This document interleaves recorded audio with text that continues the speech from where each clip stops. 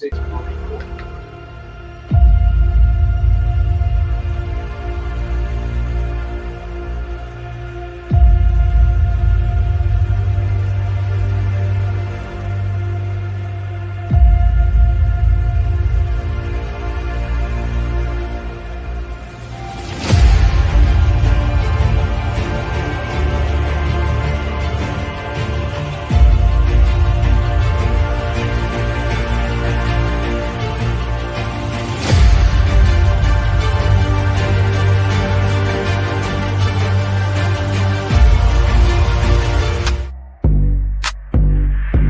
the Mac Truck Sports Podcast, we dive deep, talking ball games from NFL to the NBA, leap athletes, talking coaches, strategizing. Every episode, we bring you the latest. From soccer fields to tennis courts so vast. We cover every sport, night and day fast. Hear the stories, the wins, the losses too. Our passions for sports, no matter the crew. Mac Truck Sports, where the talk never ends. From the big leagues to the little friends. Get ready for the ride, we're just getting started. Mac Truck Sports, let's make this a... Wow. Welcome back. Wednesday, October 22nd, 2025. We're back after like over a month or so, y'all. Appreciate y'all being here and being patient. I know, like I said, I had a little bit of time constraints, so I had to push it back even a little bit more. But we're back. We're here. Welcome into another edition of the Mac Truck Podcast, the Mac Truck Show, by none other than the Tired Sports Network, along with TikTok Live. If you're here joining us, thank you. My name is Mac Truck.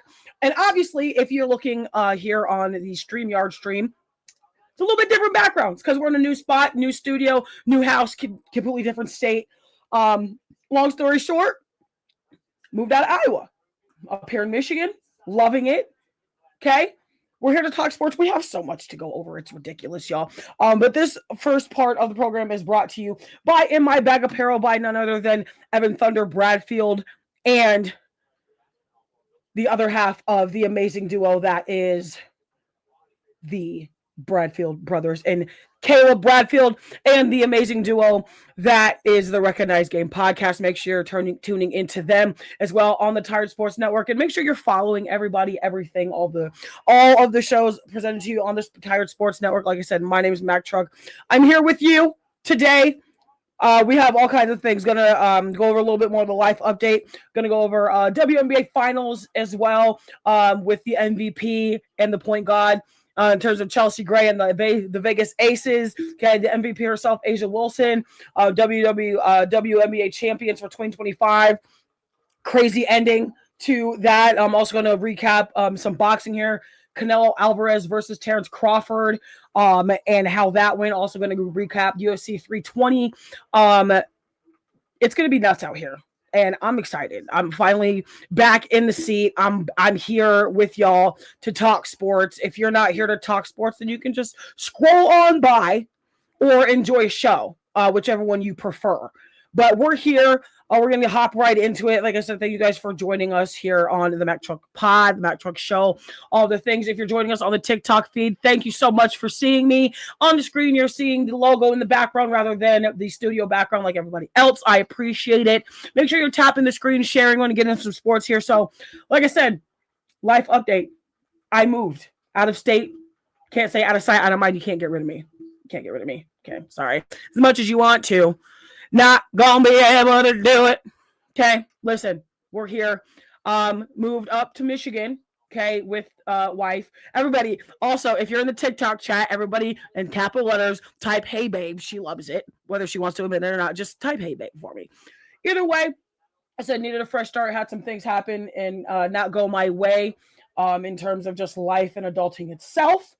But, you know, that's what life is for, to teach you lessons and, you know, all the things. But we're here to talk sports, so we're going to hop right into it. Listen, the WNBA season, as if it wasn't already electric enough before. Okay, the Vegas Aces had one of the most memorable seasons in WNBA history.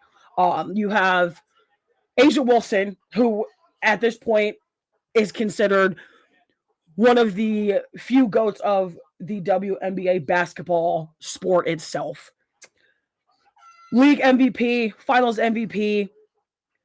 The Vegas Aces have just figured out how to put it all together. They have been an installment and have had Becky Hammon as a head coach for 4 seasons now, and they now have WNBA championships 3 out of the 4 seasons that she has been a head coach for the Vegas Aces. Anybody that knows Coach Becky Hammon knows what she did with Coach Greg Popovich down in San Antonio with the Spurs pre-Wemby. Everybody knows the type of work she put in to propel herself back into a spot of relevancy. Not that she was ever out of relevancy, but in terms of being able to grab a head coaching spot, she has turned the Las Vegas Aces into a machine of sorts. And it's been crazy out here just in the WNBA. But just to go over some stats, like I said, third ring out of 4 seasons. Like I said, Becky Hammon's been coach for 4 seasons now. A'ja Wilson's been there for 4 seasons. I mean, they've built and rebuilt and realigned their team in its entirety. I'm here for it, clearly. Like, if anybody knows me, y'all know I'm about sports. I'm about, hard work, determination, dedication, all the things, okay? And that is what the Aces have modeled, especially after this past offseason before 2025 season and getting all kinds of pickups in the offseason, getting Kristen Bell more minutes, and I'm not even going to lie, I have been kind of a hater of Kristen Bell because at some points I was just like, what had Kristen Bell done for the league? What has she done to stay on the team? She's done absolutely nothing until the past 2 or 3 seasons. I have a lot more respect for Kristen Bell now, which I feel like is really hard for me to admit because it just used to make me cringe because she would sit on the bench and not get any playing time. Sit on the bench and just do all kinds of stuff. But that's what happens when you're surrounded with a team full of dogs. Like I said, Chelsea Gray, Jewel Lloyd, who they picked up in the offseason in trades and waivers. Okay. Obviously, you still have, one of the goats in A'ja Wilson. Okay. Like it's nuts to me.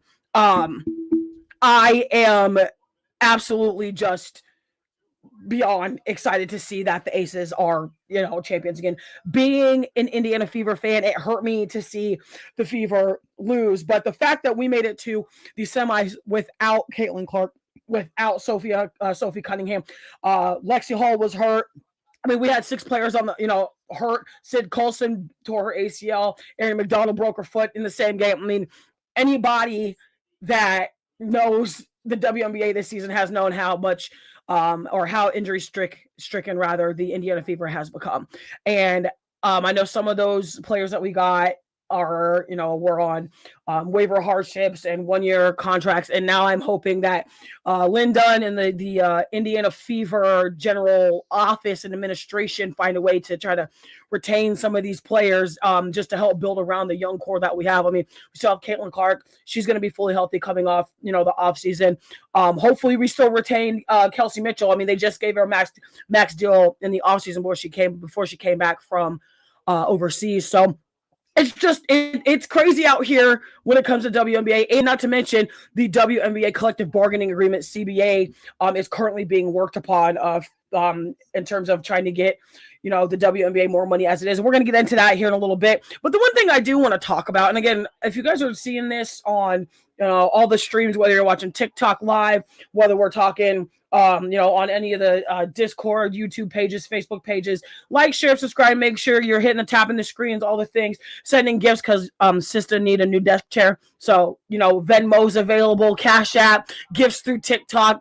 Matt Truck needs a new office chair. So let's get to that goal. Either way.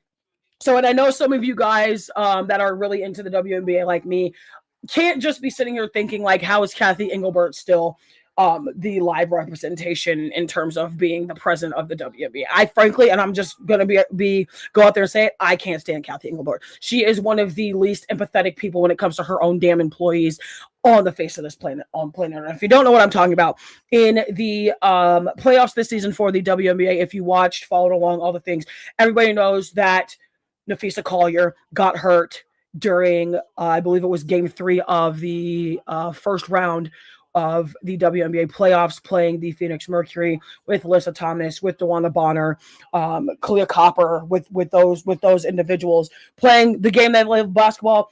Unfortunately, Fee got hurt bad It was a very badly missed call by the officiating. And anybody knows, again, that watches the WNBA, have seen the WNBA, all the things, knows that the officiating in the WNBA has been absolutely garbage. The entirety of its entirety. The officiating in the WNBA has been one of the worst things to talk about in sports because they don't officiate very well. They pick and choose. And unfortunately, it's almost like the Kansas City Chiefs effect as of prior years. Not so much now, but when we'll get into some football and things later. Fact of the matter is, the WNBA officiating is absolutely terrible. It is absolutely garbage, and it costed somebody an injury in the rest of their season. Now, more or less, Cheryl Reeve, the head coach of the Minnesota Lynx, the championship Minnesota Lynx, as of last season, went on record essentially just to really grill the officiating and the leadership of Kathy Engelbert and the front office of the WNBA. Napheesa Collier also did the exact same thing and got fined. Cheryl Reeves got fined. Napheesa Collier got fined. Coach Stephanie White for the Indiana Fever, and now three-time champion Becky Hammon also got fined for backing up Napheesa Collier. In a nutshell, said she got hurt in the second round of playoffs, criticized the WNBA officiating in the front office by essentially saying Engelbert is the world's worst leader in sports, because she is. She has publicly denied things several times over, and the most recent thing that she's publicly denied is the fact that when players come to the public eye to let people know what has happened or what hasn't happened in the light of their supposed leader, president, CEO, whatever that looks like, why would people lie about that? Like, who really has the time or the energy to try to go on record to lie about that? Like, make that make sense. Does it happen? Absolutely. But if anybody's watched the WNBA and how much it's grown, and the fact that these players in the WNBA have done nothing but work and play the game of basketball and are constantly getting compared to the fact or not getting compared to their counterparts in the NBA. Yes, everybody knows that the NBA supports the WNBA financially and has since it started. But the other thing people don't realize or fail to do their own research with is the fact that the WNBA has grown. So the amount of financial stability that the NBA has essentially needed to help with has dwindled some, and it's about to start to dwindle some more again with the CBA coming up. Essentially, Napheesa Collier called out Kathy Engelbert. Kathy Engelbert literally denied it publicly, then had the mitigated goal, and I quote, to say this. and I'm laughing before I read this because it's just so asinine to me. Like, you cannot call yourself a leader of sorts and bash one of your employees, players, whatever that. And unfortunately, it came at the expense of Caitlin Clark. And it seems to come at the expense of young talent that seem to outshine the WNBA office. Paige Beckers, Caitlin Clark, Kennedy Carter when she was, a rookie, just all kinds of things. So essentially, Kathy Engelbert basically said that Caitlin Clark should be grateful to be making as much money outside of the WNBA as she is right now.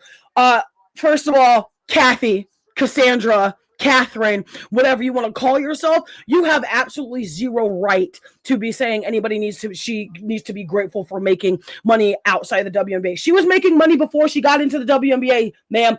The reason your stat lines were up in 2024 alone was because of Caitlin Clark and that entire rookie class and two rookie classes before that, if we're really going to get into it. So you should probably stop biting the hand that pays your ass. Let's just get down to it. Let's just call a spade a spade. Let's just call it what it is. You jealous. I'm sorry. You just jealous because not one person, not nobody is talking in any good iota about you. And I mean, and unfortunately it's been proven time and time again. And the last time I checked, the NBA doesn't have a lot of players playing overseas in the offseason to make their money. Obviously, because, yes, the NBA is bigger. It's been around. It obviously, like, we know the schematics and the semantics to it. Fact of the matter is, you don't see the NFL players playing in an off-season league. A lot of them are now wanting to play flag because it's now considered an Olympic sport and a collegiate sport and all the things. That is also an option, but you don't see them necessarily having to join a team outside of their own to get paid to play the sport that they're already getting paid to play. If you were paying the players adequately, again, I said adequately, not equally, adequately, there's a difference. And if I have to go into it again, I will, but I ain't going to do it right now. There's a difference between getting paid adequately and getting paid equally. This entire time, this entire season for the WNBA, the only thing that the WNBA players have wanted is to be paid adequately, which also, again, includes the percentage of jersey sales. That is literally 3/4 of your adequate pay right there. Why are none of these ladies getting paid money from their merchandise? Make that make sense, please. If somebody has a guide for me to read about this making sense, please send it to me. Give me a link, send it to me, hard copy, I'll read, I don't give a damn. Fact of the matter is, you should not be saying players should be out here being grateful and thankful that they're making money outside the league while you're sitting here on your cushy-ass job in your corner office with your gold-plated nameplate across the door talking about she should be grateful. Well, she was already making more money than you before she even stepped foot on a WNBA court. So, I mean, we're just going to keep it 100. Fact of the matter is you don't publicly deny that. And then on top of that, Napheesa Collier also canceled her end of season interview, or end of season meeting rather, with Cathy Engelbert. And I frankly don't blame her one damn bit. I don't blame her at all. I do not. And I'm quite glad that Napheesa Collier has done what she has done and called her front office, in terms of the league front office, and Cathy Engelbert out. Frankly, I would love for them to be to push her out. I would love for there to be another candidate ready to go to fill her spot. Hell, I could do it. Hire me. Because at this point, what the league needs is actual representation from its front office leadership. Cathy Engelbert ain't that lady. Cathy Engelbert is just tell you that right now. It's quite infuriating, frankly, but people suck. Leadership sucks. Money, when you get paid a lot of money, you think you can start slipping on your job and oh, I'm the commissioner of this or I'm the commissioner of that. I'm just gonna screw off, right? And then try to leave the job of promoting the leagues in a good way to your players. Their job is to play the sport that they get paid to play. Your job is to represent the league, whatever league that may be, in a well-mannered place. Okay. And again, thank you guys for joining me again. This is another edition of the Mac Truck Podcast, presented to you by In My Bag Apparel, as well as the Tired Sports Network, here on the TikTok Live, TikTok Shop. We love TikTok Shop, StreamYard, Facebook, YouTube, Twitch, Discord, all of the things. Okay. StreamYard as well. You can follow me on pretty much any social media. Ain't hard to find. You know the deal. Moving on into more WNBA news. And this is more of a 2-for-1, especially because this just happened about 30-ish minutes ago before I hopped on. Okay, listen. Sandy Brondello got fired by the New York Liberty for some unbeknownst reason.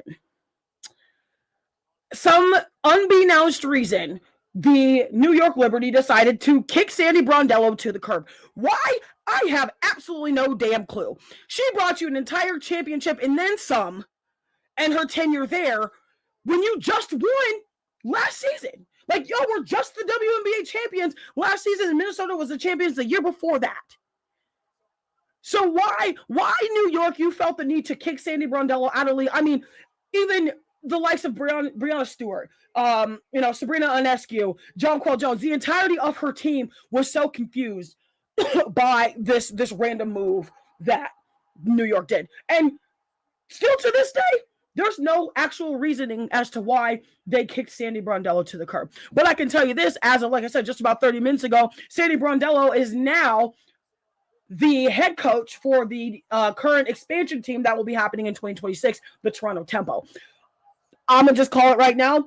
The Toronto Tempo is probably going to go to the first round of the playoffs, kind of like the Valkyries did. And shout out to the Valkyries. The Golden State Valkyries had a star-studded amazing year. Like, I'm just sitting here like, how is this even a thing? Y'all, and it's the fact that they picked up so many good players from so many good teams. And that's the other thing, is some people don't understand how like expansion teams work. So I'm just breaking it down real fast for you. So when you have an expansion team coming into a league that's not already an installment, they have what's called an expansion draft. So like last year, the Golden State Valkyries All the other teams in the league had 6 players that they could lock down, say these players are not available, but everybody else on their roster was free game. So that's how they drafted for the Golden State Valkyries. For example, Kate Martin got drafted to the Aces in the 2024 draft or 2023 draft rather, for the Aces out of Iowa.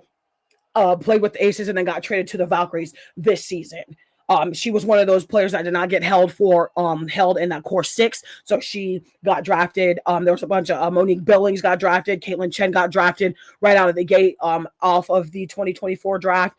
So, or 2025 draft rather. So you basically get to have your pick and draft players from other teams that are unavailable, that are not walked into that team of 6 core that teams keep. So just a little bit of that. So Sandy Brondello is going to literally have the same exact thing that the Golden State Valkyries had. And she's going to have pretty much free reign outside of the top 6 from each team that she can build her team on, and including the 2026 draft, which includes Olivia Miles. It includes Reagan Beers from Oklahoma, and this women's college basketball season is going to be nuts, just so you guys know. So the closer it gets to college basketball season, the more we're going to talk about this, because right after college basketball season, the WNBA starts to gear up.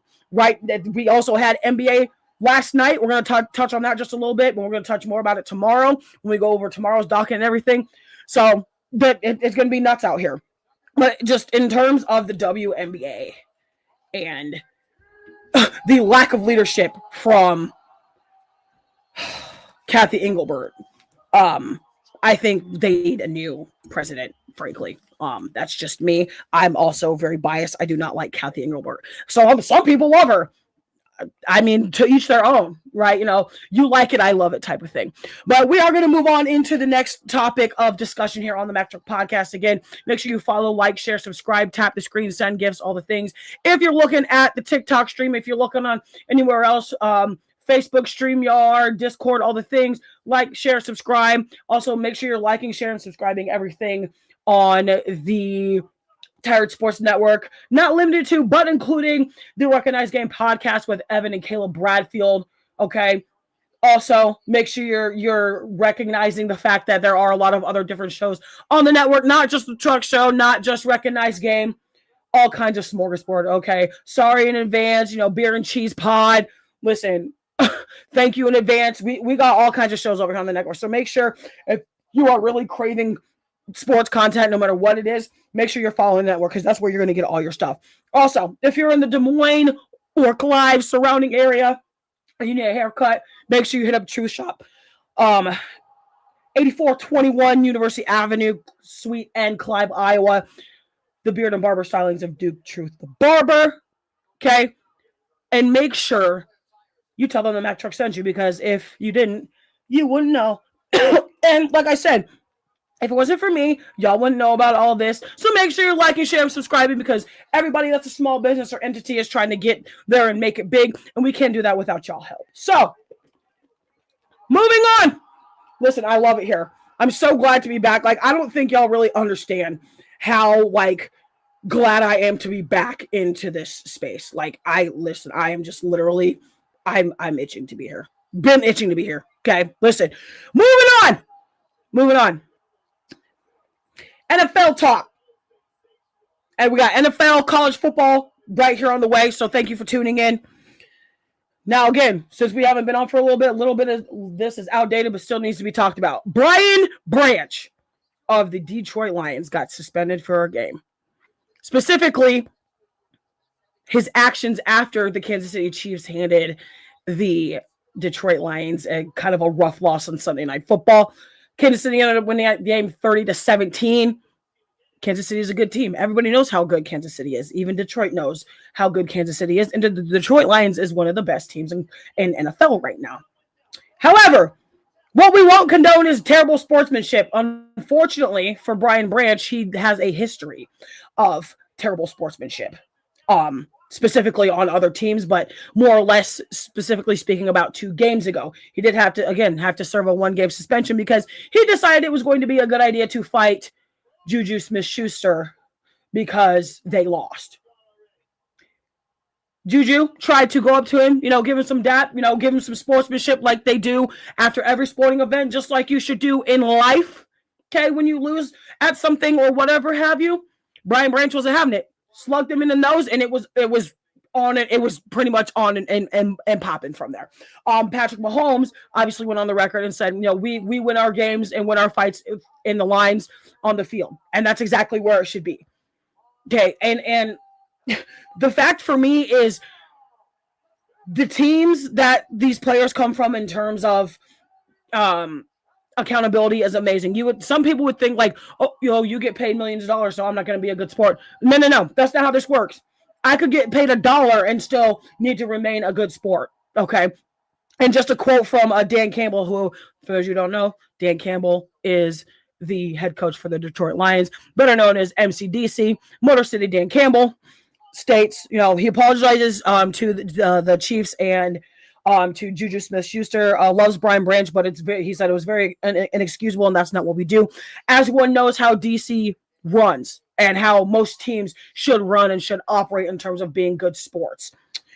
Brian Branch, again, like I said, has a history of bad sportsmanship. Suspended for a game without pay, mind you. Some people get suspended with pay. Some people get suspended without pay. It depends on the severity of the issue situation. Unfortunately for Brian Branch, he got suspended for a game without pay. Hopefully that'll teach him his lesson. It's a very similar to what happened at the very top of the NFL season with Jalen Carter spitting on Dak Prescott during Monday Night Football or Thursday Night Football that very first week of the NFL season. We don't do that, guys. Okay, listen. And this is what infuriates me about some people in the NFL and just really the Power Six of sports. You should not be getting so upset afterwards that you can't be a good sport. Because the last time I checked team sports, or just that, team sports, okay? It's not just one person that wins a game. It's not just one person that loses a game. It's not just one coach that wins a game. It's not just one coach that loses a game. These are the things that people don't understand when it comes to life in general, apparently. And that's okay. But, there's also consequences to your actions. I unfortunately had to learn that today too. Or relearn that. It's fine. Things happen.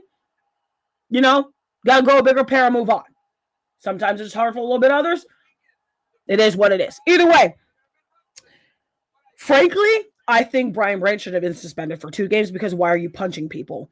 Literally, why are you punching people? Because that's assault. Just like spitting on somebody is also assault. But, the league office thought it was appropriate. Suspended 1 game, no pay. Okay, great. So what happens if he does it again? You're going to suspend him for multiple games without pay? What does that look like? Hopefully there's not a second reason or a second time.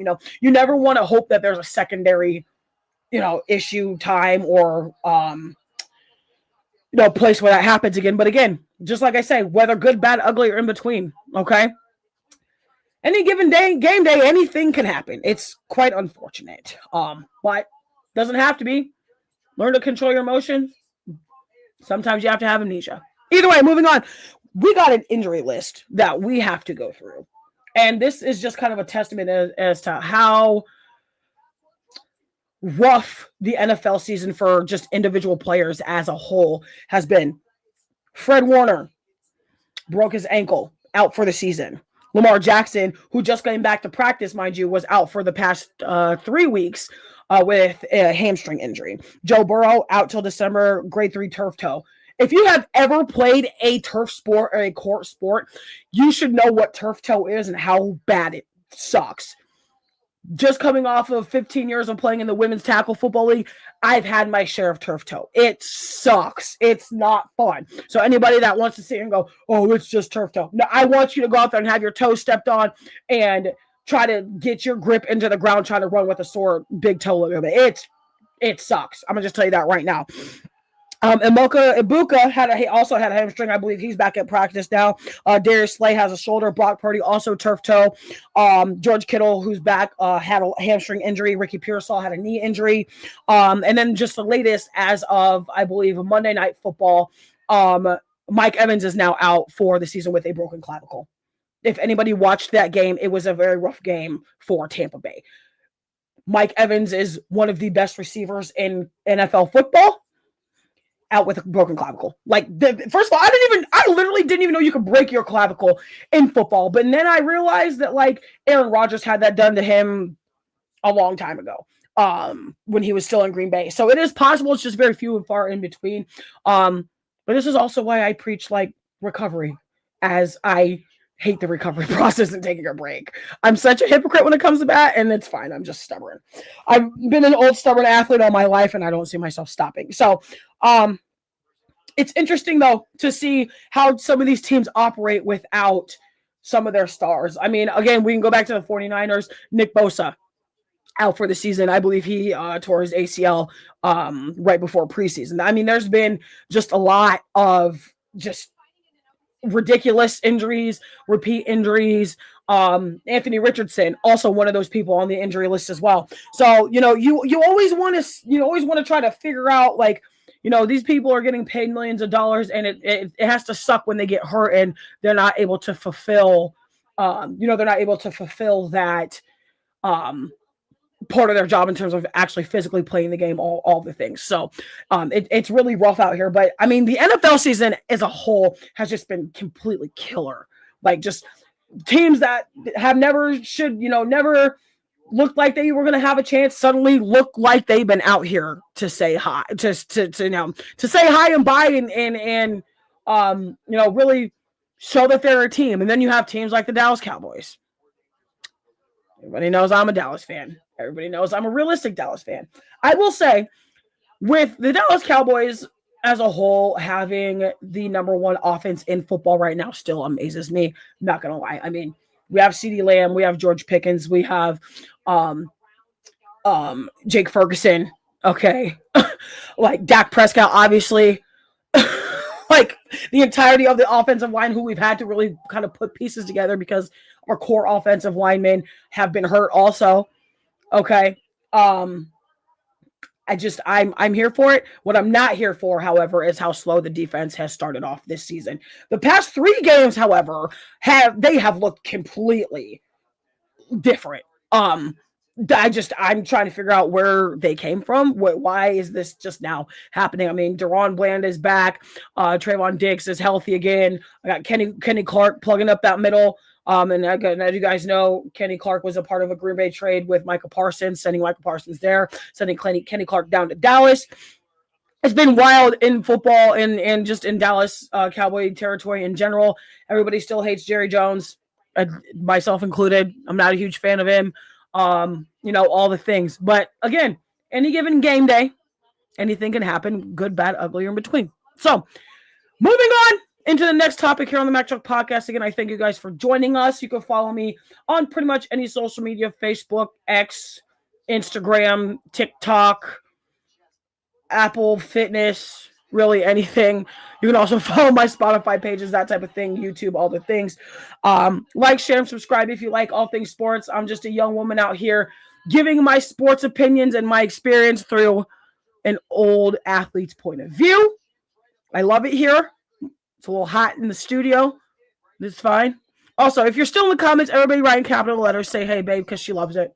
Don't let her lie to you. Always got to plug, babe. Okay? We're talking college football now. One of my favorite subjects on planet Earth. I love it here. If you're not a college football fan, I don't know what you're doing with your life, whether you watch it just to watch a little bit or whether you're watching it because you're actually fully invested. I am completely invested. Now, we'll talk about my team in a little bit, but biggest news, Billy Napier, former coach of the Florida Gators, was released this week of his job duties. And then I think something even bigger outside of that, James Franklin, the now former head coach for the Penn State Nittany Lions, was also relieved of his duties as of last week. And I don't think anybody that's watched college football or that's watched Penn State as a whole, I don't think anybody was surprised, especially because Penn State is now 3-4 on the season. They started out 3-3 going into they started out 3-2 going into the Northwestern game, and then lost and got their behinds handed to them by UCLA, and then lost by 1 point versus Northwestern.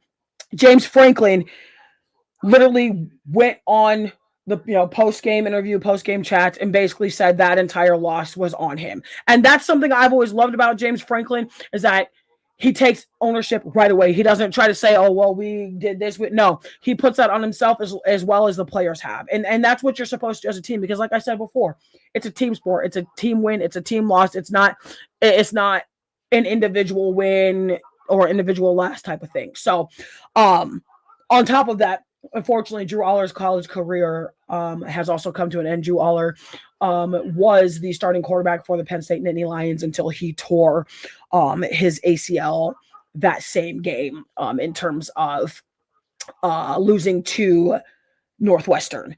And it sucks because Drew Allar was getting more votes towards the Heisman. He was also getting more draft look in terms of the NFL draft for 2026. This is, I believe, his last year of college eligibility. So even with an injury, I still think he's going to go to the NFL. Drew Allar's a good quarterback. That kid can sling the ball. He's got legs. His field IQ is ridiculous. Okay. Him and James Franklin together have taken the Penn State Nittany Lions to multiple Big Ten championship appearances, has a Big Ten championship win as well, a college football playoff appearance as well. James Franklin also just really rebuilt the entirety of the Penn State program. I mean, they've produced obviously people like Saquon Barkley. Okay. I mean, do I need I say more?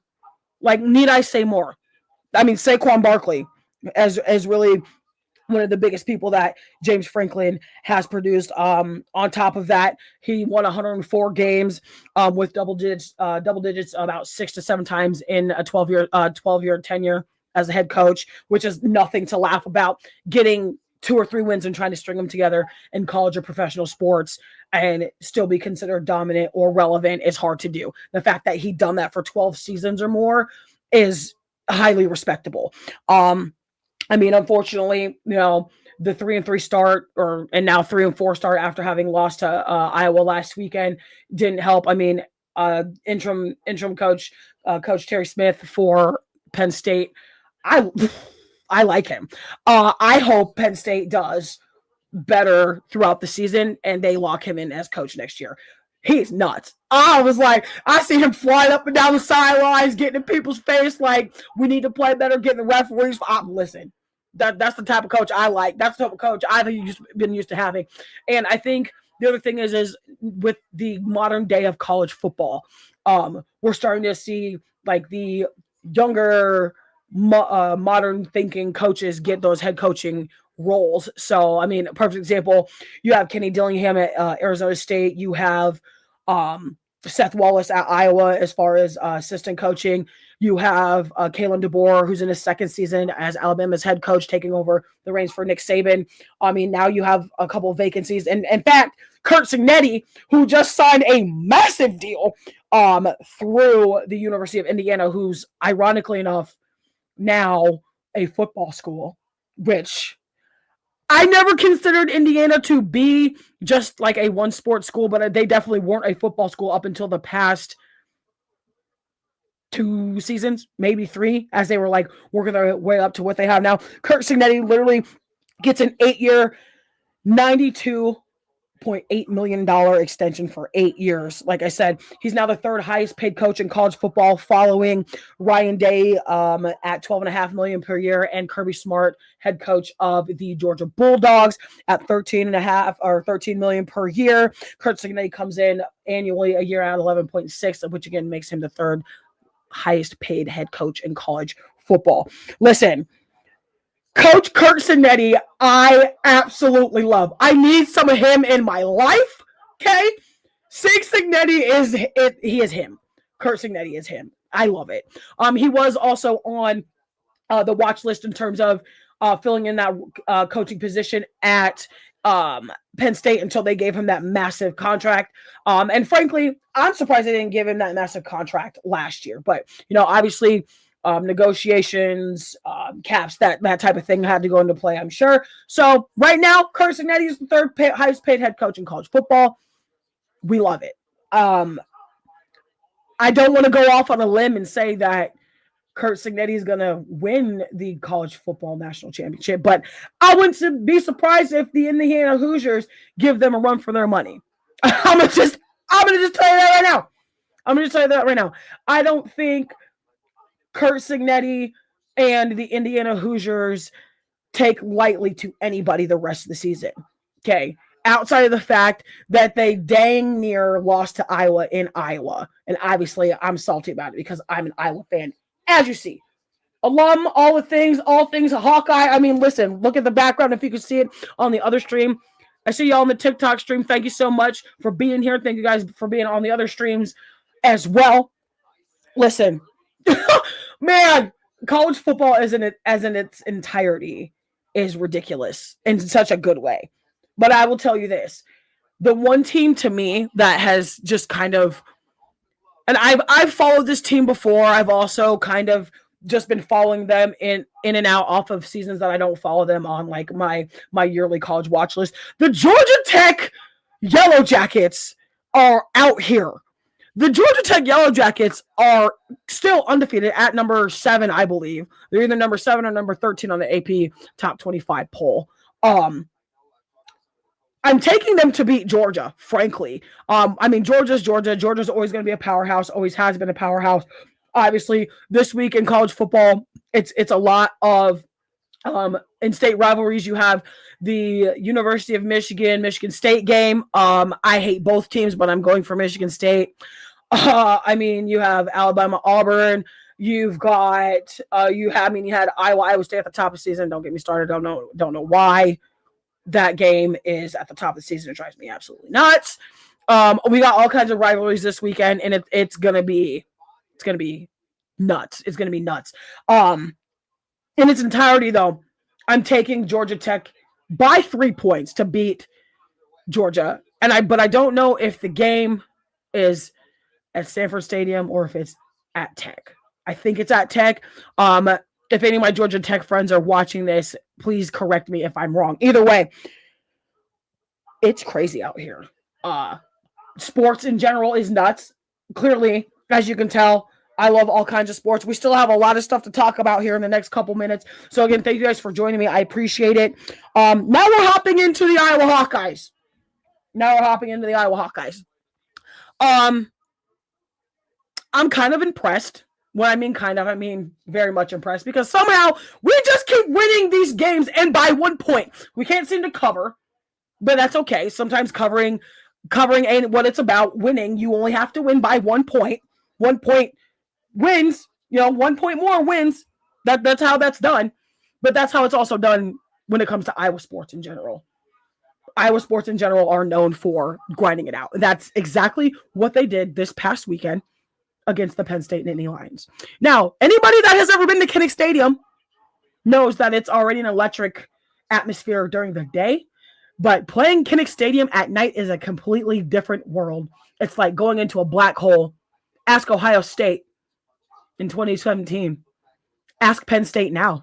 Ask Iowa State. Ask any team that has played that knows. Unfortunately, the Penn State Nittany Lions were the victims of this week's Penn State Iowa black hole in Kinnick Stadium.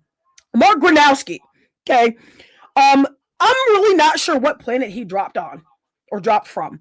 However, I'm not going to sit here and, lose my mind because he didn't throw the ball much.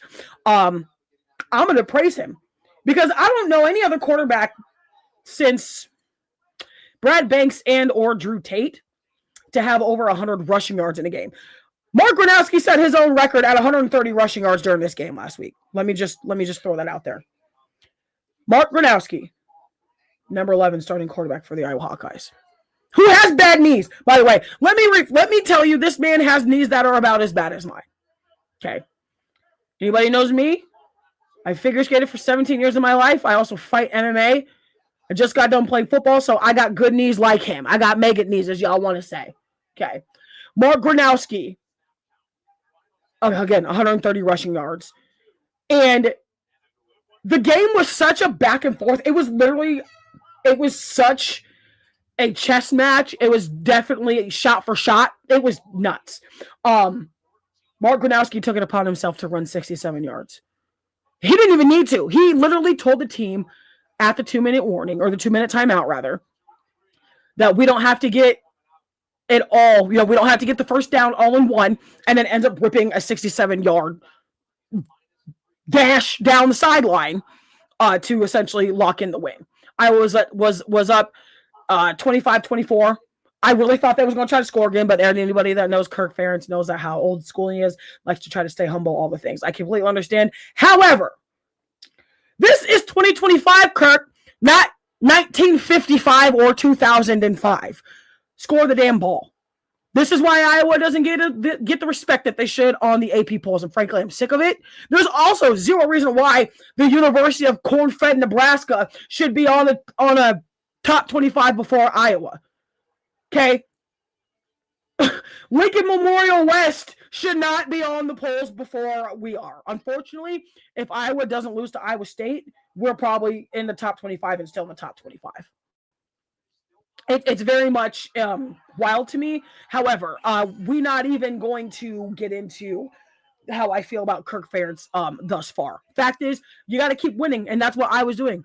Okay, Iowa plays Minnesota this weekend, 7:30 in Kinnick Stadium. Again, dark hole, Kinnick at night, playing the University of Minnesota. And this is a message for PJ Fleck and any Gopher fans. Revenge will be had. Y'all won on a technicality last year and the year before because of some Big 12 ref that doesn't know how to ref football. Okay. I'm going to throw that out there. And anybody that disagrees don't know football. And if I need to remind y'all, Cooper DeJean, okay, punt return specialist, safety, corner, D-back extraordinaire, Super Bowl champion as a rookie, and had a pick six on his birthday last year playing for the Philadelphia Eagles. Okay, anybody that knows football, you wave your hand in the air for a fair catch, or you're yelling and screaming at your front line to say, block here so I can pick up the ball and run, which is exactly what he did. Almost got tackled, spun out of it, and took a 145-yard dash down the sideline and through the middle of the field to score, and they called it back because they said him doing this was a fair catch. That's not a thing. It was a whole controversy, and still to this day, I'm pretty sure that referee doesn't have a job anymore. Either way, you can't leave it in the hands of the referees. But what we will do is we will get our revenge because you have to come to Kinnick Stadium. You guys are terrible at Kinnick Stadium. I'm just going to throw that out there for those of you who don't know the history of Minnesota versus Iowa in Kinnick. Iowa still holds the series win, obviously. But I'll tell you this. PJ Fleck got a good team going over there this year. I may not like him as a coach, but them boys over there in Minneapolis, they're going to give us a little bit of running for our money, but not for long. First of all, you got to stop Mark Gronowski. And then saying that, okay, you can stop him in the run, but you got to defend the pass on the outsides. Iowa's called tight end university for a reason. Okay? We use our tight ends very well. Haven't the past couple years, new offensive coordinator, but now we're starting to get back into it. Reese Vandersee, okay? Wide receiver, big wide receiver, 6'6", one of the biggest wide receivers in college football. Finally starting to get targets, finally starting to get completions. We're getting tight ends. Okay. Zach Ortworth, same thing. Addison Ostrenga's out still, this year, unfortunately. Ankle injury, knee injury, lower leg injury, whatever you want to call it. He's out currently. Okay. And not to mention, we have a badass backup quarterback named Hank Brown. Love him. He can sling the rock too. I need him to get a little bit more playing time because these next couple games that we have, not going to be fun. But in order for us to look good going into the actual polls for college football that count, starting in November, getting closer to the college football playoff run, we need to start stringing together some wins. But with the offense that we have, it is very high efficiency when we can throw the ball, when we can actually operate. And I would love to see Minnesota stop that big old tackle himself, big old man out of the University of Iowa, Jennings Dunker. The man eats 10,000 calories on game day. I'm trying to cut 10,000 calories, and this man's eating 3 different steaks, 2 bowls of cereal. Like, that man's diet is ridiculous. And I'm for it, frankly. Here for it. Need it. If I could eat like that and still look like the hourglass that I have going on right now, life would be splendid. Okay? Either way, fact of the matter is, college football is upon us, and it's not going anywhere for a while, folks. If you don't like sports, not really sure what you're watching my show for, but if you like sports, you don't know much, you're just here to enjoy it, I appreciate you. If you're a hater, great. Thanks for making me famous. Anyway, moving on. Into the next topic. This topic is brought to you by the Patent Spirits, Daniel and Jen Patton, and their patented line of adult beverage spirits. Make sure you're hitting them up on Instagram at THEMPATTONS on Instagram. And make sure you tell them the Mac Truck sent you. Also, make sure you're getting all your merchandise from In My Bag Apparel, including Mac Truck merchandise. If you've got merchandise, everything has been sent out, even if you ordered a long time ago. Because I had to move all the things. Things have been sent out. I do still have some overstock. If you are interested, send me a message. Hit me up. We'll get it to you. You can rock it. Got some new merchandise coming as well. So stay tuned. Listen, I love the fact that I'm back. Listen, here for it. Okay. Now we're getting into boxing. One of my favorite sports. Oh, I love pugilistic sports. This is also why I still live for combat sports and getting punched in the face myself. Also brought to you by McDonald's Iced Coffee. If you've never had McDonald's Iced Coffee, you should get you some. And yeah, if you have a wife, get her some and steal hers too. That's what I do. Listen, just about a month ago, we had one of the best boxing matches known to date. Canelo Alvarez versus Terrence Bud Crawford. Okay?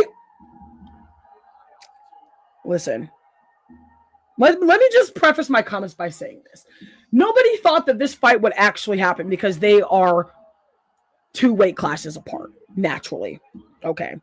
For those of you who don't know, Terrence Bud Crawford, Midwestern boy, mind you, from Omaha, Nebraska, literally from a state over from my home state of Des Moines, Iowa. Literally. Des Moines, Iowa and Omaha, Nebraska are damn near the same state, same city. I don't care what nobody say. Bud Crawford hails from the Midwest. Obviously, Canelo Alvarez, Saul Canelo Alvarez, I should say. Obviously, Mexican-born fighter. One of the best boxers to grace a boxing ring along with Terrence Bud Crawford. Listen, everybody that's anybody pick Canelo Alvarez to win this fight. Don't sit here and tell me you didn't pick him to win this fight because of his pedigree and all this. But y'all forgot who Terrence Crawford was, clearly. Last time I checked, Terrence Crawford has not lost a fight and hadn't lost a fight. Came into this fight undefeated. Canelo Alvarez came into this fight 62-2-2. 62 wins, 2 losses, and 2 no contests. The only 2 losses Canelo Alvarez suffered were to Gennady Golovkin. And some of those are still on the fence, frankly. He literally should have won one of those. I'm not even going to lie to you. Either way, and 39 of those wins were knockouts, for the record. For those of you who know boxing, know how it works, 39 of Canelo Alvarez's wins were KOs. That's nuts. On the flip side, Terrence Crawford came in this fight 42-0-0, 42 wins, no losses, no contests. Came in 41-0, now 42-0, 31 KOs, which is also ridiculous. The fact that you can knock out somebody one time and win, and you did it another 30 times is ridiculous to me. I'm for it though, but that's how boxing works. It's the sweet science, okay? And anybody that watched this fight saw Canelo Alvarez get pieced up from round 1, essentially. Nuts to me. And the fact that they have so much respect for each other is what I loved most about this fight outside of just the boxing itself. Because when you have these like super fights and you have these like, these fights that the fans want and all the things and money drivers, like it's hard for people to really get into it. But the fact that they remained so humble about their own success and remained so respectful about the other one's success leading into this fight is nuts. But Terrence Crawford told people, don't doubt me. Don't doubt me. Don't doubt me. Literally said it over and over and over again. And even Canelo was telling people how much respect he had for Bud Crawford and how tough of a fight it was going to be. I mean, the judges also found it the same way. All 3 judges scored this scorecard 116, 112, 115, 113, and 115, 113 twice over. Unanimous decision going to Bud Crawford. Listen, Bud Crawford won all 4 of those belts. So WBA, WBC, IBF, and WBO, which are all boxing federations, by the way. This is and it's crazy to me that Canelo only has lost 3 fights in his entire professional boxing career. Like, even to be like a Floyd Mayweather who never lost. Terrence Crawford, who has never lost, is nuts to me. Clarissa Shields, who has never lost, and I can't wait to see her back. I mean, we're going to get to her tomorrow. And the fact that people still are doubting Terrence Crawford is nuts to me. Like, I want to see y'all get in the ring and spar me, let alone Terrence Crawford or Canelo Alvarez. Okay? Like, why are y'all doubting this man? This man is a switch stance boxer and will pick you apart for fun. Like, what? I don't know no other boxer that can do that outside of the ones that I've just listed and outside of, obviously, pioneers of the sport, things like that. It's absolutely nuts to me. But we're going to move on into some upcoming boxing matches. And really, I feel like this one should have happened before Crawford and Canelo. But it's happening on November 14th. In Miami, Florida on Netflix. Jake Paul versus Gervonta Tank Davis. This is absolutely a money grab. And the fact that Jake Paul is the A side of this fight is crazy to me. Jake Paul is a good boxer. I can't even sit here and lie to you. Jake Paul is a good boxer. But I don't know if he's real yet. If he somehow actually beats Tank in this exhibition, then we can talk. But we also now can't say that he's not fighting current or relevant boxers. He fought Tommy Fury and lost.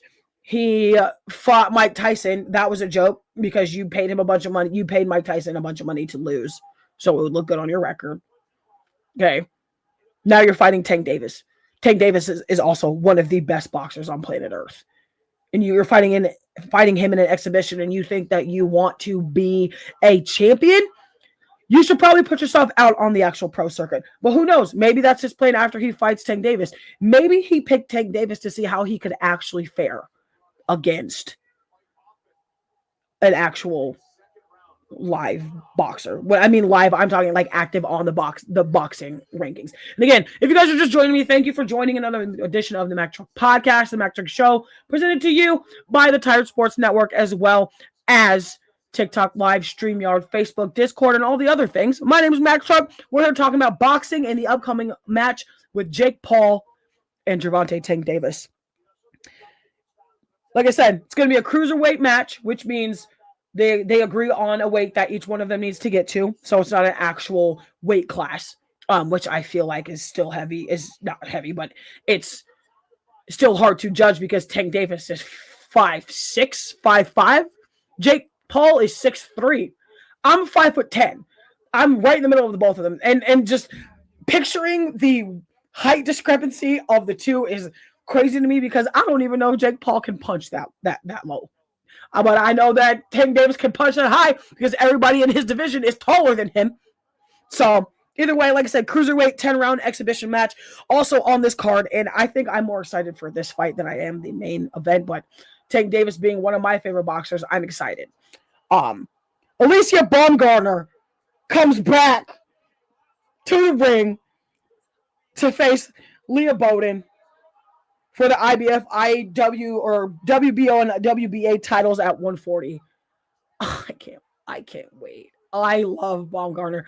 Listen, and the last time she was the co-main event on a Jake Paul card, she scraped the entirety of her opponent's face, which was well over a year ago. Alicia Baumgartner is something else, man.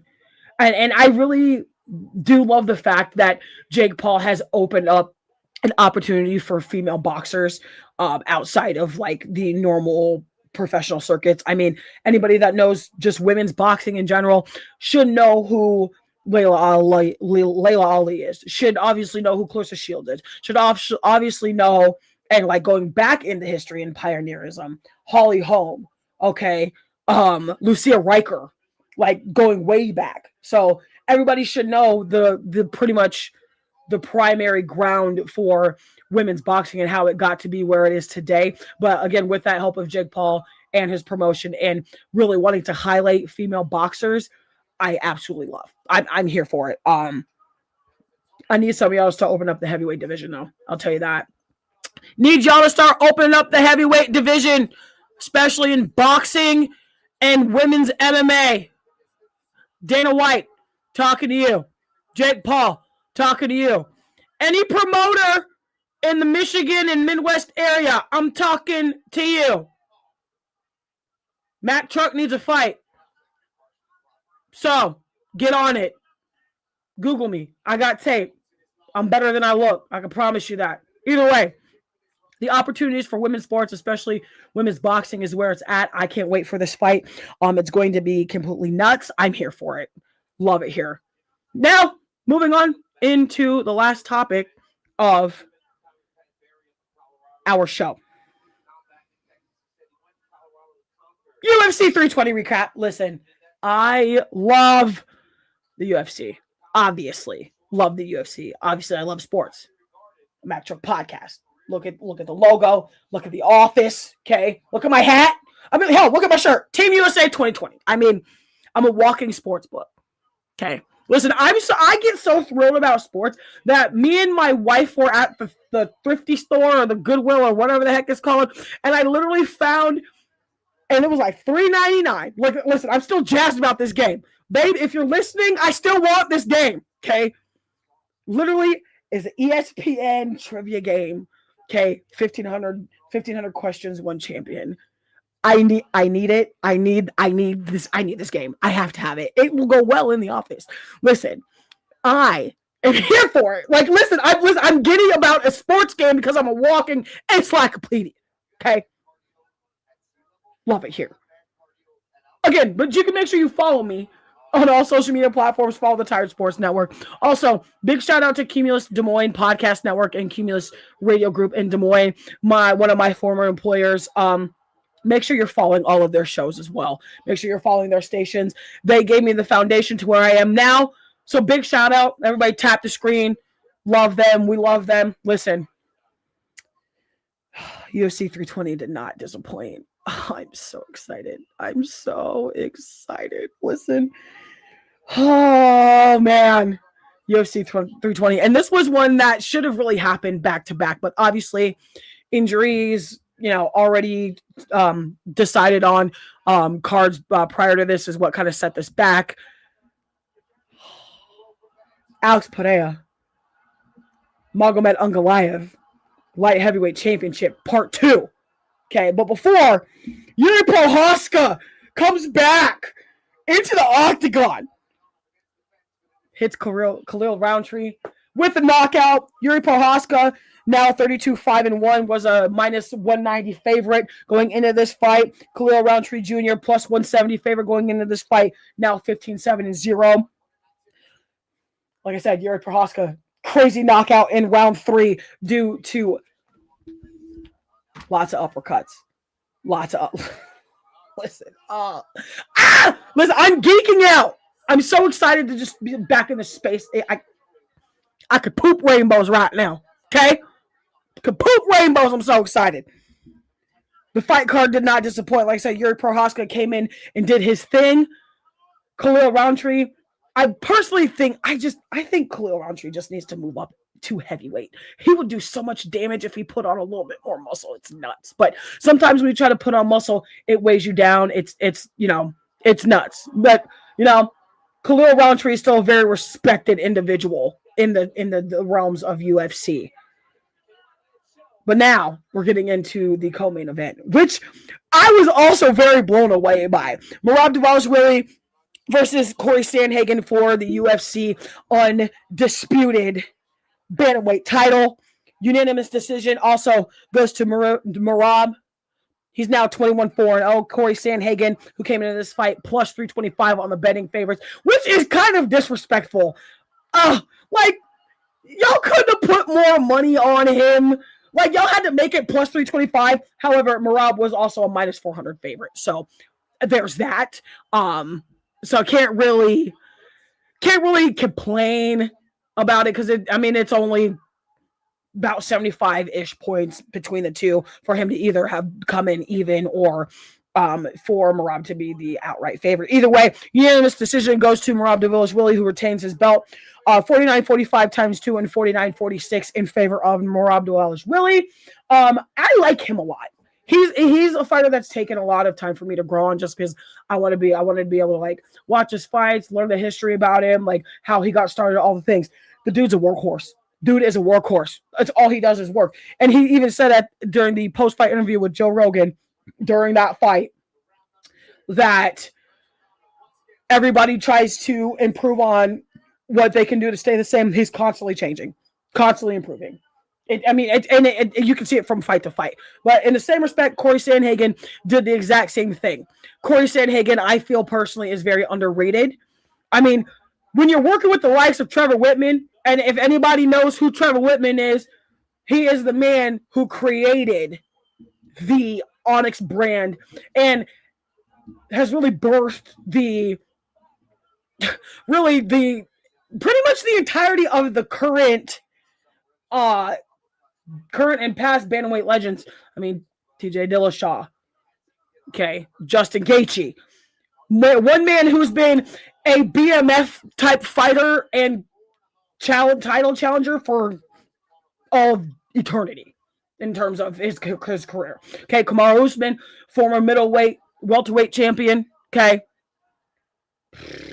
Corey Sandhagen is not to be messed with. I'm telling you, Corey Sandhagen needs to get another title fight. And I think I'm not going to say it should be at 135 because I personally think if he moved up in weight too, he would just relinquish hell on anybody. I mean, he already does, but Merab Dvalishvili has walked through the entirety of the bantamweight division. But then we have this other guy named Sean O'Malley, who held the men's bantamweight title for a very long time. Do we see another rematch between Merab and Sean? Does Sean move up in weight too? Like, there's so many plot lines to this. It's ridiculous. I can't even sit here and fathom like what that could look like. Okay.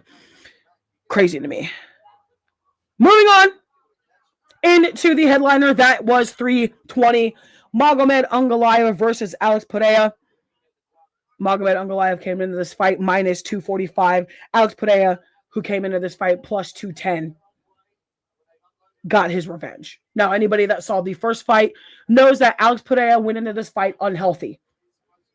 Came into this fight he was banged up and had an injury of a very significant injury of some sort where it caused him not to be able to kick. I believe it was a lower leg injury for the light heavyweight title. And Alex Pereira gets the job done. KO, TKO.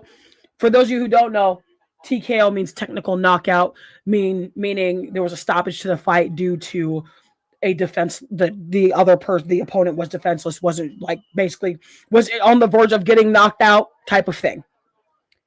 Round 1, 2 minutes into the first round, Alex Pereira lights out elbow strikes. And anybody that knows the former rules of the UFC, you could never do a 12-6 elbow, which is straight up and down. So you can never come down straight down with an elbow and have it be a legitimate strike. It always had to be at an angle. So it either had to be 1-7.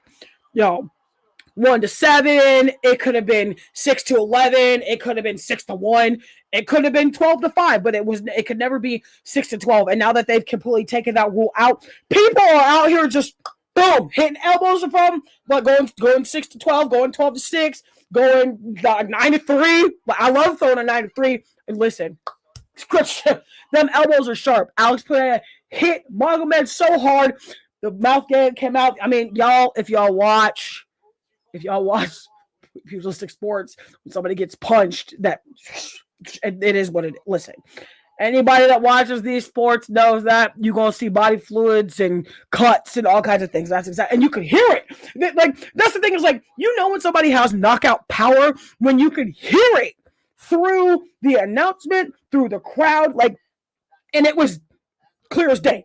Click, douche, and all you heard was just elbow on cheek.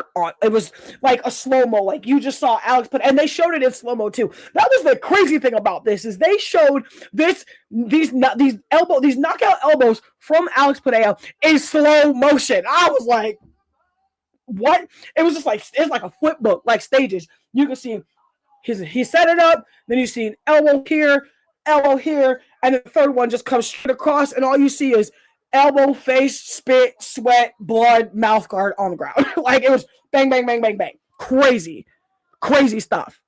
Crazy stuff out here. And you love to see it. You love to see it. I mean, that is if you love these types of sports.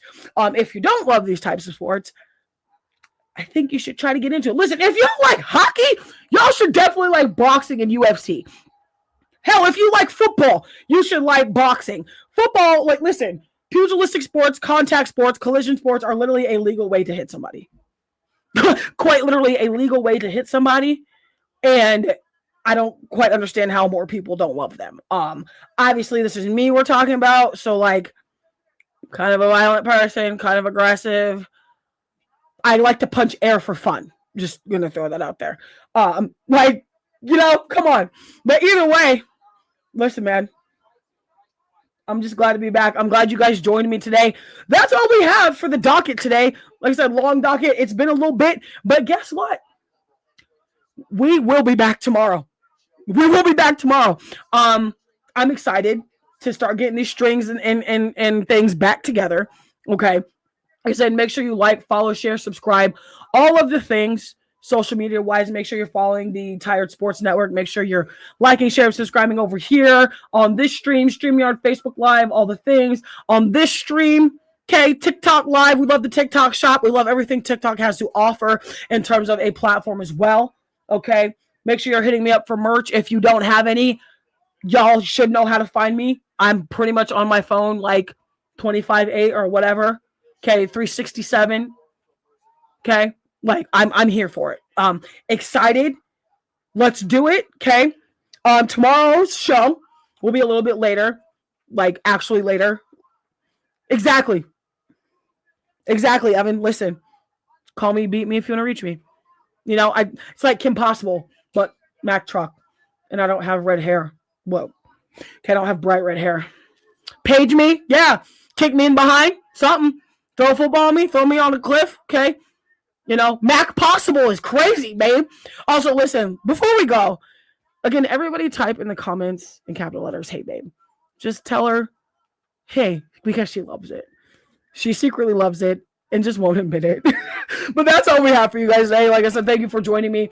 Like I said, we're back when we start being, you know, weekly, all the things. I'm excited to be here. Tomorrow's show will consist of recaps of the opening nights for NBA basketball. Oh, so glad NBA is back. Listen, here's a little snippet for you.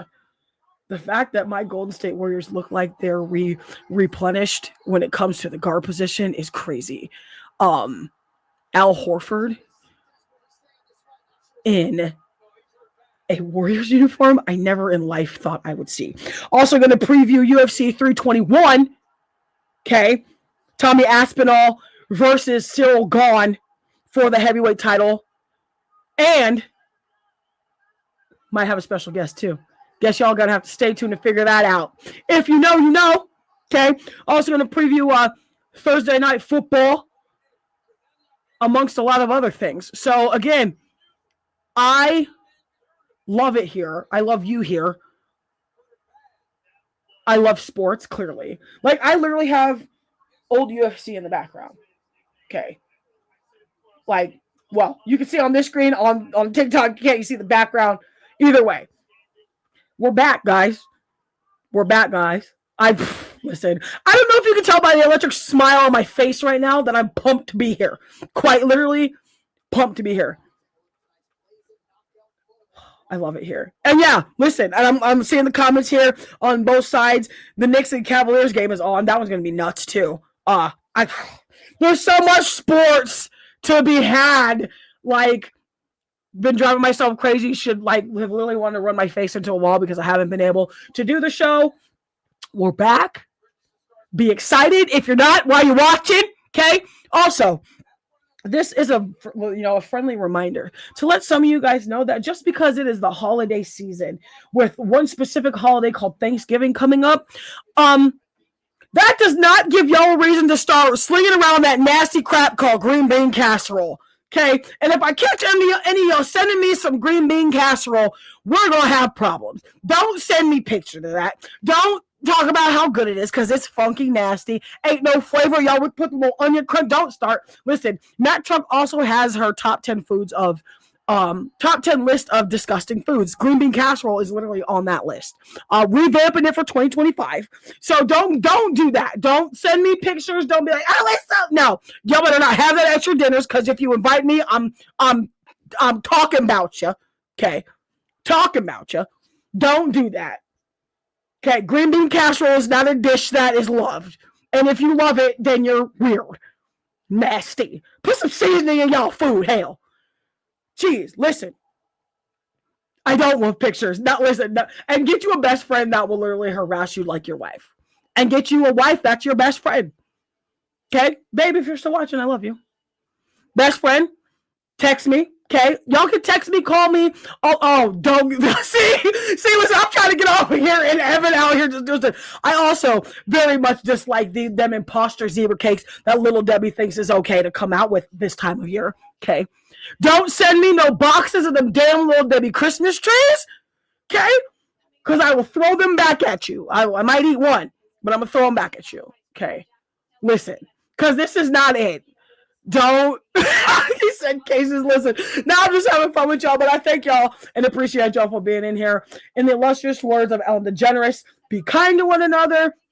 In the illustrious words of the great Yinza himself, Pat McAfee, be a friend, tell a friend something nice. It might change their life.